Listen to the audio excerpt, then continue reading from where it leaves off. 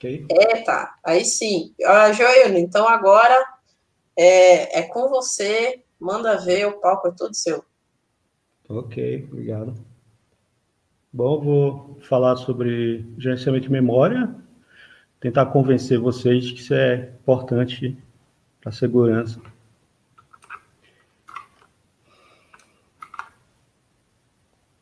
Eu botei algumas frases aí da ciência da computação. Essa primeira diz: podemos resolver qualquer problema introduzindo uma indireção extra. Basicamente, se você tem um problema, você cria uma nova camada, resolve o problema. Isso aí, disse esse cientista aí inglês, um dos inventores da engenharia de software. E alguém, depois de um tempo, disse que qualquer problema de performance pode ser resolvido retirando uma indireção extra. Interessante. Segundo o autor, é desconhecido. E essa segunda frase não é um teorema, não tem nada provado, a gente não sabe bem se isso procede. Só para lembrar, acho que todo mundo aqui que é da área de tecnologia sabe mais ou menos que a memória RAM está colada ali, ou pelo menos se comunica com a CPU e hard disk. A velocidade com que a CPU acessa a memória RAM é muito lenta, comparado com a CPU, claro. Cerca de 1000 vezes mais. E a velocidade com que o hard disk se comunica com a RAM é também na ordem de milhar. Se você precisa de um recurso, no caso a RAM, você precisa de um recurso e é muito lento para acessar, então o ideal é que você não acesse, ou procure acessar de maneira inteligente, de maneira racional. Então, essa é a ideia do gerenciamento de memória. Processo, não sei se todo mundo sabe a diferença de um processo e de um programa. É uma coisa, quem estudou sistemas operacionais, para dar uma visão bem simples. Por exemplo, para quem já usou o Windows, acho que todo mundo já usou alguma vez, você clica num Notepad, você abre o Notepad, escreve alguma coisa, você clica no mesmo ícone de Notepad, abre outro Notepad. Ficam dois. Você escreve algo num, escreve algo diferente em outro, você percebe que são dois processos diferentes, apesar de ambos terem sido produzidos pelo mesmo programa. Então, acho que isso aí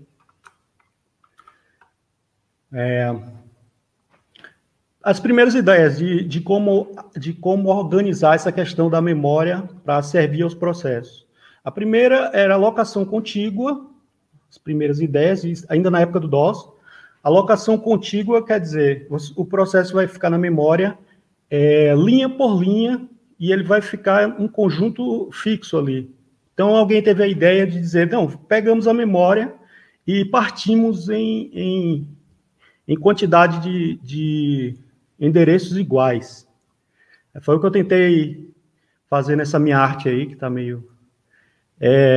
a memória aí está particionada em 1 mega, tem 8 partições, se não me engano, e tem 3 processos. Note que esses P1, P4, P2, como ele está na memória, a gente já fala como processos. Quando estão no HD, para serem carregados, a gente se refere como programas, né? Programa, aquele .exe do DOS, ou se for no Linux, o arquivo ELF, né?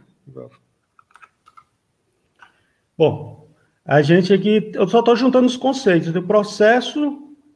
Eu tenho memória não protegida e falei da partição, falei, vamos pegar a memória, partir em partes iguais, isso a gente chamou de partição. E buraco. O buraco eu vou tentar explicar o que é. Essa questão da memória não protegida, da memória não protegida no sistema operacional, eu vou dar um exemplo aqui com o DOS. O DOS, ele não tinha memória protegida e tinha a organização da memória mais ou menos como eu falei aí, em pedaços, separado em pedaços, só pedaços variáveis, como eu vou mostrar ali. Mas vamos ver essa questão no DOS, né? Deixa eu ver.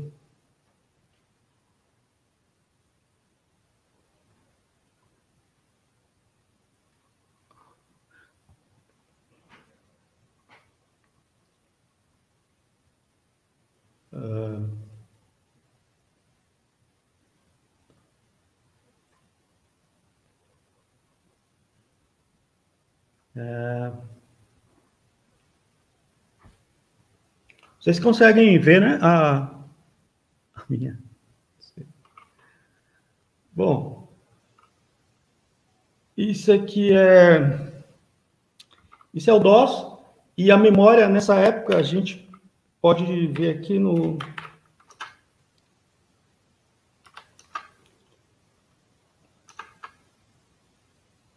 debug. Veja que a memória ela tem no endereço é dividido em duas partes. Aí tem a parte esquerda é como se fosse um índice e a parte direita vai aumentando. Você vê aí 101, 105, é como se fosse uma partição variável, uma partição, entendeu? Partição F5 com esses índices aí. Para mostrar a questão de não ser protegida a memória, eu fiz aqui uns programinhas em Assembly para a gente ver, só para ver a ideia, ó. Que é um programinha em Assembly. O mesmo programinha eu alterei para tentar quebrar esse sistema, né? Vamos ver se funciona aqui. Pronto, ó. Ele já não retorna. Não tem aquela tela azul, porque esse Windows aí é antes da tela azul ainda. É muito velho.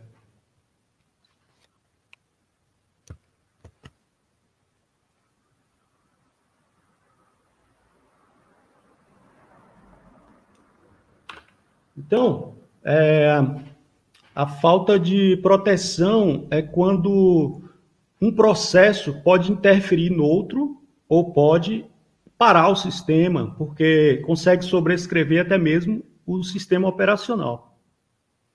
Partição, a gente falou antes o que era, que simplesmente partiram a memória em vários pedaços para poder gerenciar melhor. Aqui, alguém teve a ideia, porque quando você parte a memória em pedaços iguais, já tem várias limitações. Por exemplo, o programa não pode ser maior do que uma partição. Você viu aqui, ó. Os programas, os processos, melhor dizendo, só poderiam ser do tamanho de 1 mega, no máximo. Outra coisa, a gente não tem como rodar mais de 8 processos nesse tipo de sistema. Perceberam aí? Esse tipo de limitação, o conceito é chamado grau de multiprogramação. Então, nosso grau de multiprogramação, num tipo de modelo de memória desse tipo aí, era limitado a 8 processos só, né? Bem limitado. Além de 8, só 8 de 1 mega no máximo. E o conceito de buraco, se vocês veem nesse diagrama, o P2 tem uma área cinza, o P4 tem uma área cinza, o P1 também tem uma área cinza. O que é isso aí? É porque os processos, eles não ocupam a partição completa, né? Seria muita sorte todo processo que alguém fosse rodar nessa memória, todos teriam 1 mega, né? Então eles vão ter menos de 1 mega e vai ficar essa área não utilizada dentro da partição perdida. Ela é perdida. Então é um tipo de gerenciamento de memória bem antigão, né? Para evitar essa perda de memória nas partições, alguém teve a ideia, vamos mudar a partição para ela virar variável. Assim, ela pode ser maior ou menor de acordo com o tamanho do processo. Aí veio essa ideia da partição variável ou dinâmica. A partição anterior é fixa ou estática. Mesmo assim, você vê que a questão do buraco, ele acaba aqui. Não tem mais buraco dentro das partições. Que a partição agora ela se adequa ao tamanho do processo. Então, eu tenho ali o processo P1, P4, P2, eles ocupam a partição completa, partição que é para eles, o tamanho deles. Só que agora acontece um outro problema.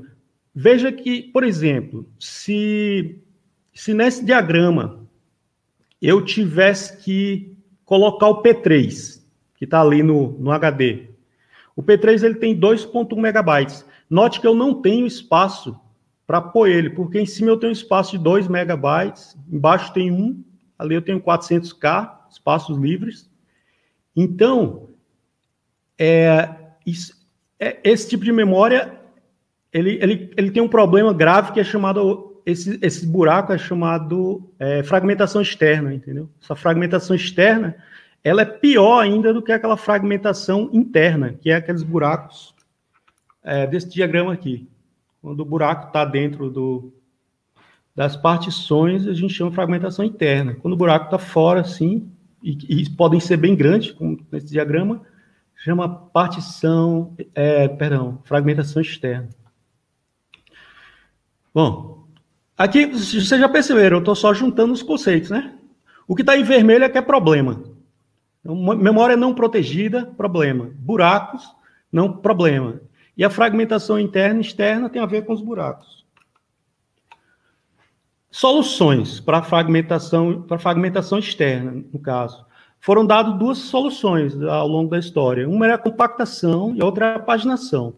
A compactação é bem simples de explicar. Aqui, por exemplo, se eu quiser carregar o P3, basta eu mover, por exemplo, P4 para ficar em cima do P1, P2 para ficar em cima do P4, e eu vou desocupar espaço em cima que caiba o P3.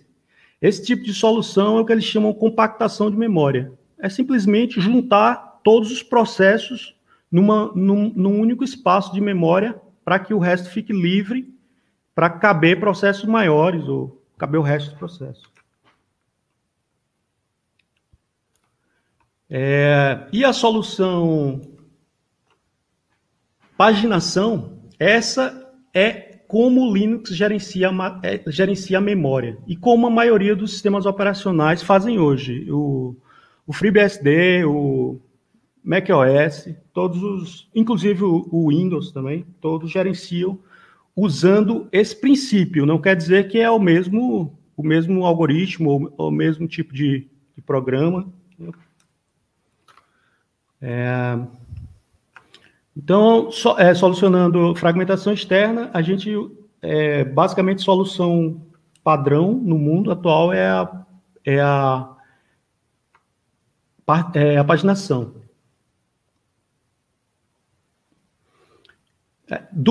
Esses são os dois problemas principais que a gente chegou, é a fragmentação externa e a proteção de memória. Proteção de memória é aquilo lá que a gente testou, que eu testei ali no Windows, no DOS. Acho que tem outra aqui, deixa eu ver. O DOS, para quem nem viu o DOS, eu acho que talvez boa parte das pessoas nem viram o DOS, nem sabem o que é o DOS. Talvez eles tenham visto esse outro aqui. Meu Deus, é rápido.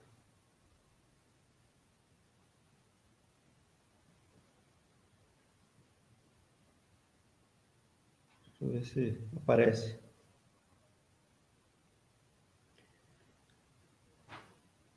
Talvez ainda família de vocês ou alguém, quando muito jovem, ainda chegou a ver o 95, né? O Windows 95, ele foi o primeiro Windows popular aqui no mundo, eu acho.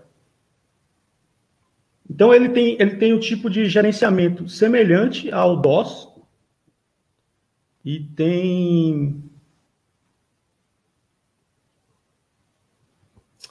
não tem página, não tem ainda... Não tem ainda paginação e só para mostrar o quão seguro ele era, o Windows 95, eu copiei aquele mesmo programa para cá, para a gente ver o que acontece. Aqui é o programa sem fazer nada. Aqui é o mesmo programa, só que eu alterei algumas linhas para tentar quebrar o sistema. Ó, travou completamente. Não tem nem como dar tela azul, ele trava completamente. Então, o nível de segurança desses sistemas era muito, muito pequeno. Isso é o que eu falo quando eu falo de proteção de memória. Entendeu? Esse tipo de crash que eu estou causando nesses sistemas é porque eu estou usando um processo que sobrescreve outros processos e bagunça com o sistema. Como solucionar esse problema? O Linux soluciona da seguinte maneira. Com a paginação. E o que é a paginação? A gente falou de partição lá no início. Alguém teve a ideia, particiona a memória em tamanhos iguais. Depois alguém disse, não, mas em tamanhos iguais, os processos vão ter que ser tudo do mesmo tamanho. Então alguém disse, então particiona em tamanhos variáveis. Mas aí depois eles perceberam, mas tamanhos variáveis cria buracos gigantes. E aí a memória termina parando, porque não consegue rodar muitos programas que estão no disco. Então alguém pegou a ideia antiga e adaptou. Vê que ideia é sempre bom, porque você consegue adaptar e melhorar. Alguém pensou assim, então vamos fazer partições iguais, mas em vez de pôr os programas dentro das partições para virar processos, a gente parte os programas em pedaços. E aí colocamos na memória os programas em pedaços, que aí não vai ter buraco, entendeu? Vai ter muito pouco buraco, porque se eu corto o programa no exato tamanho das minhas partições, a única chance de eu ter fragmentação vai ser no último pedaço. O último pedaço talvez não combine, né, com o tamanho da partição.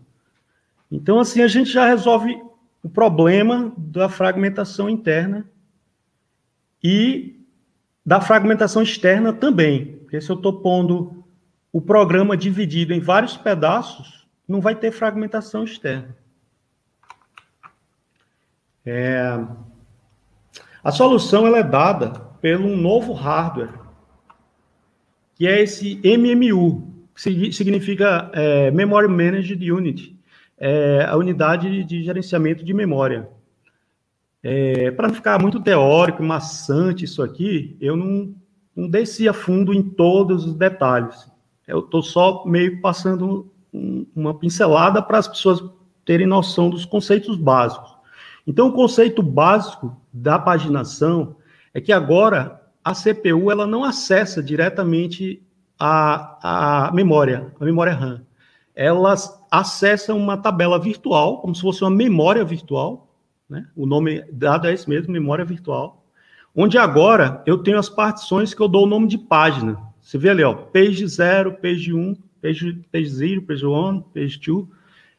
E essas páginas estão na sequência. Então, para a CPU, o programa está na sequência.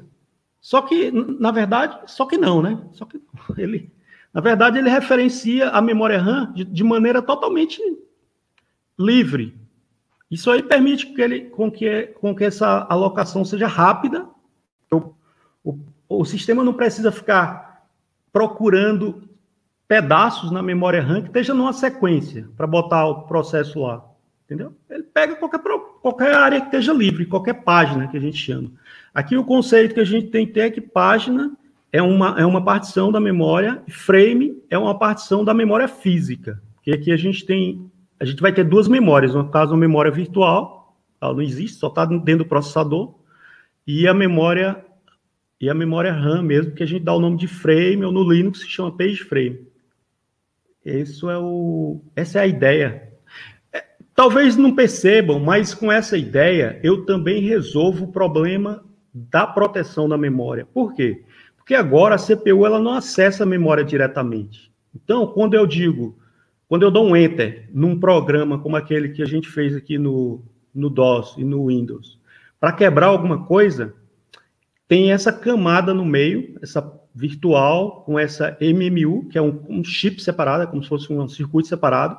Quando o programa tenta acessar alguma página que não é dele, aí esse programa barra, esse hardware barra. Essa página é sua? Não é. Então, ele mata o programa naquela hora, ou mata o processo, né? Eu estou trocando programa e processo, usando intercambiado, mas vocês estão entendendo, né? Processo quando está na memória RAM rodando e programa quando está no HD, né? Aqui tem um pedacinho do diagrama chamado TLB. Ele é como se fosse um cache. Eu não vou tocar nele, mas ele ajuda a fazer esse acesso à memória RAM bem mais rápido, muito mais rápido. Sem ele, a CPU era muito mais lenta do que é, entendeu? Seria muito mais lenta. Ele, na verdade, ele faz um cache das páginas mais usadas ali dentro.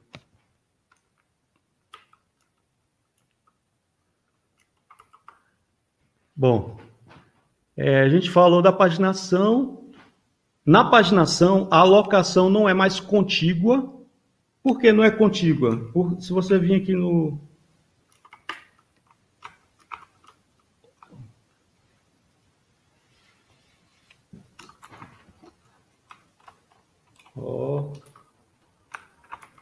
Aqui. Se você vir aqui no diagrama, você vê que eu não preciso mais de área. Quando a gente fala contígua, é como se fosse uma página atrás da outra, né? O programa tem que estar completo, no único espaço. Se você vê agora, como a CPU acessa uma memória virtual, para a CPU é como se a memória tivesse na sequência. Mas esse novo hardware iludibria a CPU. Não sei nem se é uma palavra tecnológica. Iludibria é poético, né? Bom, mas vocês entendem, né? Agora a gente tem um hardware que diz para a CPU: ei, CPU, sua memória está aqui, está completona, pode acessar. E a CPU acha que está... CPU acha, né? CPU não pensa nada. A CPU vai acessando como se estivesse numa sequência, entendeu? Não é sequência. Então a gente não precisa mais que o acesso à memória seja contíguo. Memória protegida, agora, a gente viu que ela é protegida, porque o CPU não acessa direto mais a RAM. Quando ele tenta acessar para fazer alguma besteira, esse hardware novo proíbe. E não tem mais fragmentação externa, porque a gente cortou a memória em pedaços iguais. Se os pedaços são iguais, não tem como fragmentar externamente. E dentro do Linux, a página ela tem 4 KB. Ou seja, essa fragmentação que eu me refiro tem 4K. O Linux ele aloca memória em chunks, eu odeio essas palavras em inglês, assim, em pedaços de 4 KB. Entendeu? E quando a gente se refere à parte virtual, a gente chama page ou página. Quando se refere à memória RAM, memória física, aí no Linux eles chamam page frame. Nos livros, na bibliografia, se chama frame, na maioria das vezes.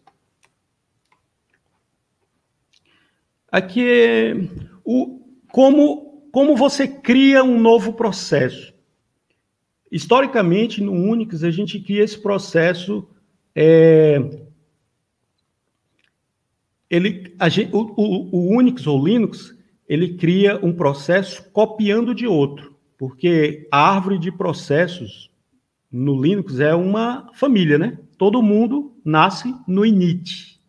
O init é o primeiro processo a rodar dentro de um Unix ou no Linux, qualquer um desses filhos do Unix, BSD, qualquer um. E para os outros processos existirem, o que acontece?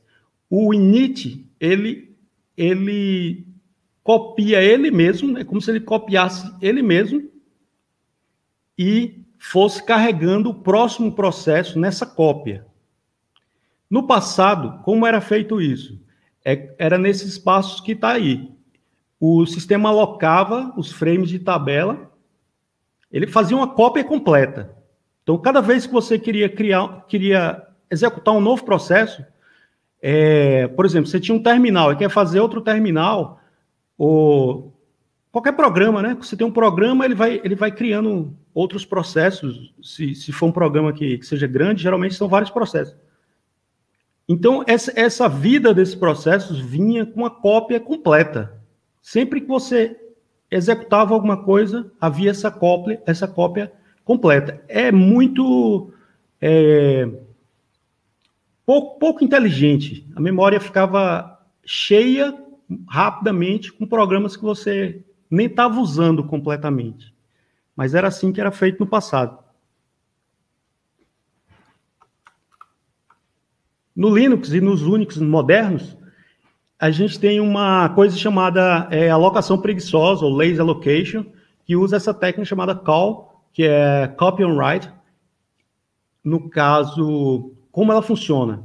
Agora, ele não copia mais um processo no outro completamente. Ele simplesmente disponibiliza uma página. Lembre que a página tem só 4K, né? É muito pouco. Ele disponibiliza essa página e ele compartilha ela com o próximo processo que vai carregar, que vai ser executado. Só que ele não precisa mais copiar, ele só compartilha essa página e deixa ela sem permissão de escrita, só de leitura. Quando um processo novo tenta acessar essa página, aí dá um erro, que a gente chama falha de página. A falha de página, que apesar do nome, ela não está em vermelho aí. Note que tudo que é problema, eu botei em vermelho. Mas a falha de página, dentro do Linux e do Linux, ela não é uma... É uma falha, claro. Mas ela não é ruim totalmente. Ela é que permite que o seu Linux consiga rodar programas muito maiores, às vezes, do que a memória disponível para aquele programa. Porque como ela funciona? Você clica no programa para executar, por exemplo, um programa, um jogo, alguma coisa, o sistema operacional só carrega a quantidade de memória para mostrar aquelas primeiras telas. O seu programa não é alocado na memória completamente. A memória do Linux só vai atrás de alguma coisa quando você exige realmente. Então, você clica no programa, você não está usando o programa todo.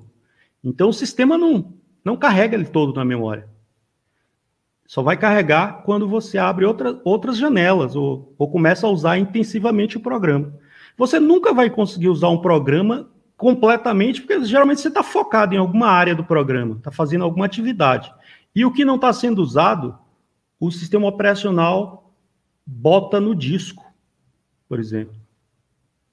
É assim que o Linux consegue rodar programas maiores até do que a própria memória, né, disponível na máquina.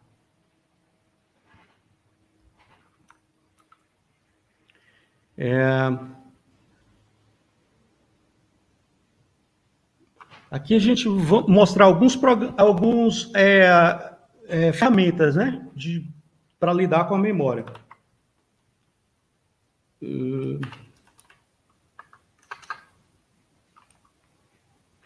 Vou startar uma máquina virtual Windows não, uma máquina virtual Linux, que todo cuidado é pouco, né? Para que arriscar o seu sistema? Bota Linux, bota máquina virtual. Então, deixa eu ver se ele vai. Então, aqui é um Linux novo, para que não saiam dizendo, o cara lá falou do DOS, o cara lá falou do Windows 95, o cara não falou nada de Linux, cara, sacanagem. Então, aqui é um Linux mesmo, um Linux novo. Ó, o kernel é 5.5. Quem quiser, dá uma olhada lá, que é novo esse kernel.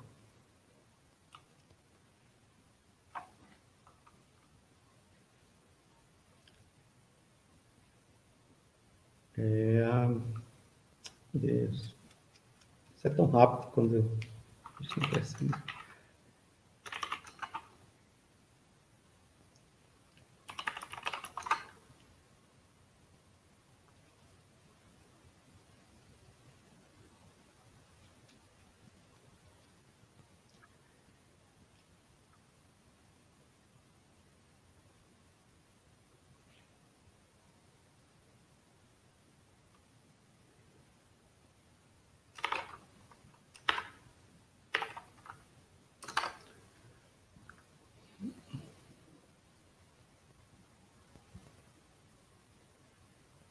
Bom, aqui eu tenho...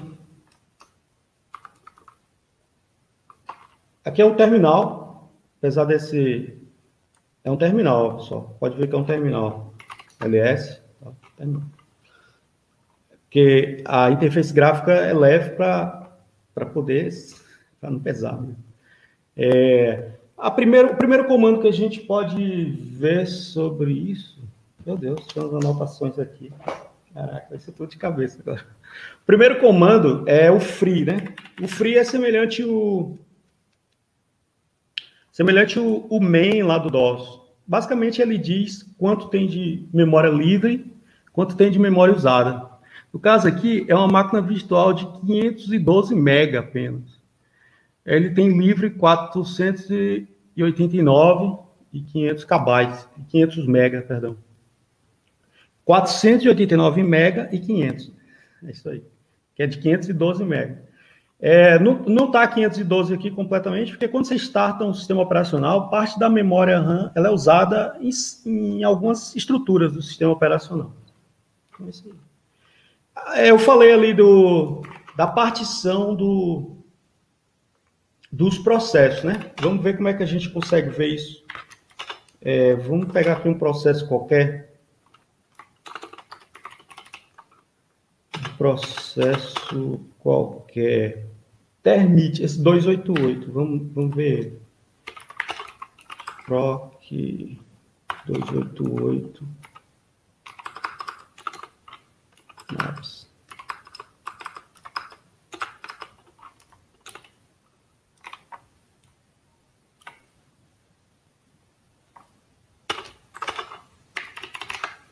Pronto. Aqui é as partições que eu falei para vocês, entendeu? Então, ele pega o Termite, que é esse... Termite é esse terminal que estou usando. É o programa, é o processo desse terminal.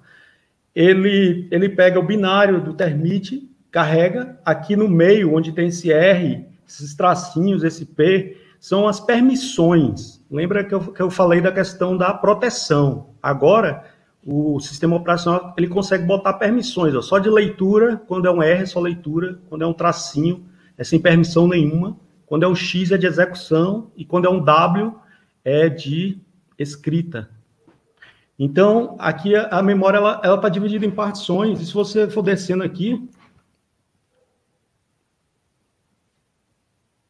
você vê... Se você for descendo aqui, ó, você vai vendo que...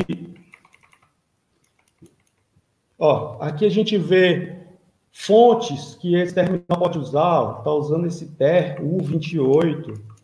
Tudo isso fica mapeado, entendeu? Na memória, que nem é do próprio processo. O processo ele pode compartilhar a memória com outra parte do sistema, até com outro processo, se for uma memória compartilhada.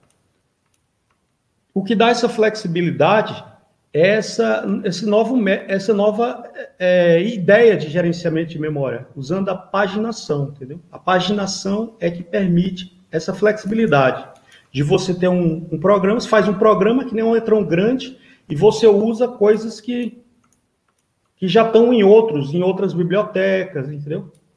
E aqui mostra como é que esse acesso é dado em nível de memória, né? No nível de memória, no caso. Bom, aqui é um outro a gente tem esse comando aqui, acho que todo mundo conhece, não é tão... Mas aqui ele tem métricas interessantes aqui, ó. Por exemplo, esse res, ele diz quanto de memória eu tenho disponível para cada programa que está rodando no momento. O res, quanto de memória ele está usando atualmente. E o virt é o quanto de memória virtual ele pode ainda atingir. É dinâmico isso aqui, né? Mas por aqui você tem mais ou menos uma ideia de quanto um programa ainda pode crescer, entendeu?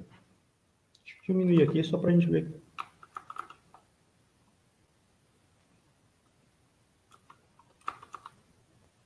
para a gente ver o que programa estão rodando. Aqui do lado a gente tem o nome dos programas e o path, de onde cada programa foi startado, cada processo, né? Estou usando processo. Bom, aí eu disse para vocês, o Linux tem proteção de memória. Até tem, mas existe um dilema que é ou você dá proteção ou você dá poder. E aí, poder, proteção, como faz? Entendeu? Então, apesar do Linux ter a memória protegida, ainda é possível quebrar o Linux. Vamos tentar aqui quebrar com... Tentar ver se eu lembro aqui, que minha memória já não é tão... Eu não sei se todo mundo já viu, mas para quem não viu vai achar legal. É o... Parece criptografado. Isso. É legal. Vamos ver se funciona, né? O fork da morte aí, vamos ver se funciona. Aí tem algum erro aqui.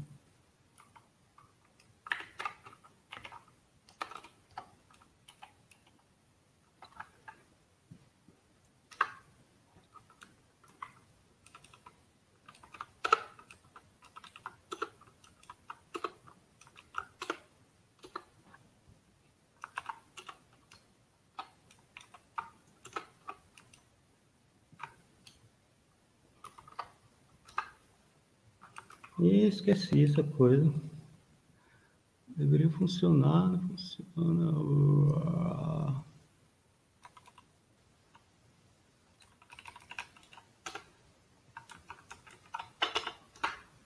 Agora. Pronto. Esse processo 326. Viram?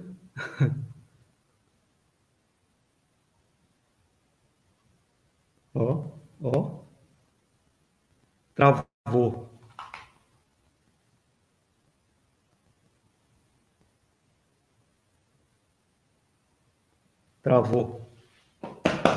Pode acreditar em mim, travou. Não é porque eu parei o mouse, não, é porque travou mesmo. Eu tenho que pegar o mouse aqui de fora. Ó, esse mouse aqui é o da máquina real, viu? Aqui é o mouse da máquina virtual. Ó. Não funciona. Não, o pessoal vai dizer, pô, esse cara tá xistando. É zoeira. Deixa eu ver aqui. Tudo bem. Não, já estava no fim mesmo, era só isso que eu queria mostrar. Então, deixa uma mensagem aí pro pessoal. Que coisa. Certo.